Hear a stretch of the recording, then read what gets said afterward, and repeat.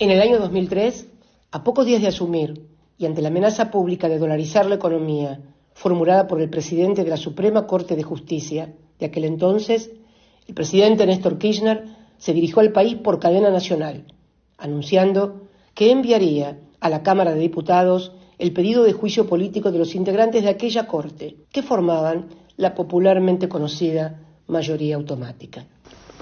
No queremos nada fuera de la ley. Es la puesta en marcha de los mecanismos que permitan cuidar a la Corte Suprema de Justicia como institución de la nación, de alguno o algunos de sus miembros, la triste célebre mayoría automática. A partir de esa decisión y autolimitándose en sus propias facultades para proponer a los candidatos, Néstor Kirchner construyó una Corte Suprema de Justicia que fue catalogada por propios y ajenos como una corte ejemplar. Hombres y mujeres, a quienes el presidente no conocía siquiera personalmente, dictaron fallos memorables, como el de la inconstitucionalidad de las leyes de obediencia debida y punto final, que ubicaron a la Argentina en el escalón más alto del podio de derechos humanos a nivel global. Sin embargo, a fines del año 2015, muy poco quedaba de aquella corte ejemplar. La muerte de algunos de sus miembros más connotados, la renuncia de otro jurista de prestigio internacional al haber cumplido los 75 años que marca como límite la Constitución y la negativa de la oposición a votar a los candidatos propuestos para ocupar las vacantes, dejaron al alto tribunal con apenas 3 miembros.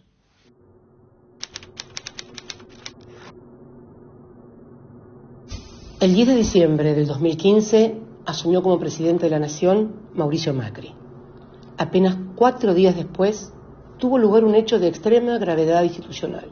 En abierta y flagrante violación de la Constitución Nacional, Macri firmó un decreto designando en comisión a Horacio Rosati y Carlos Rosengrad como miembros de la Corte Suprema, quienes a su vez aceptaron ser designados de esa forma, violentando la misma Constitución que ellos debían respetar y hacer respetar a todos los ciudadanos. Este episodio constituyó, sin lugar a dudas, un punto de inflexión en la historia del Poder Judicial argentino y la antesala del proceso de persecución política, judicial y mediática que se desató en toda la región, con ejes muy claros en Brasil, Argentina y Ecuador.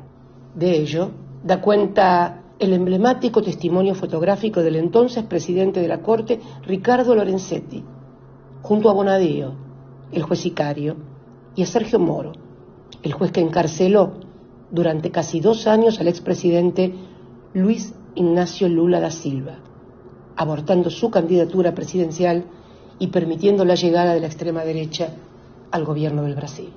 Paralelamente, en los tribunales de Comodoro Pi se inventaba un nuevo método de privación de la libertad que se conoció como la doctrina Irurzun. La misma consideraba que los funcionarios del gobierno peronista, finalizado el 10 de diciembre de 2015, conservaban un poder residual y por lo tanto debían ser privados de su libertad para no obstruir las investigaciones que se hicieran sobre cada uno de ellos. Así, se encarceló a mansalva a dirigentes políticos, sindicales y hasta empresarios de medios no afines con el gobierno de Mauricio Macri. Esa nueva corte no solo convalidó la persecución que aún continúa, sino que además se transformó en un lugar de permanentes intrigas palaciegas y disputas de poder por la presidencia del cuerpo y los recursos del Poder Judicial. Esa lucha culminó el 22 de septiembre del 2021 en un verdadero y auténtico escándalo. Una corte fracturada eligió a Rosati y a Rosengrad como presidente y vice. La decisión se tomó con la ausencia de los otros 2 miembros y Rosati tuvo que autovotarse para poder ser presidente, igual que en la época de la mayoría automática con Nazareno, el mismo que había amenazado al presidente Néstor Kirchner con la dolarización. Así, en una Argentina circular, se retornaba a las épocas de desprestigio y decadencia del máximo tribunal argentino.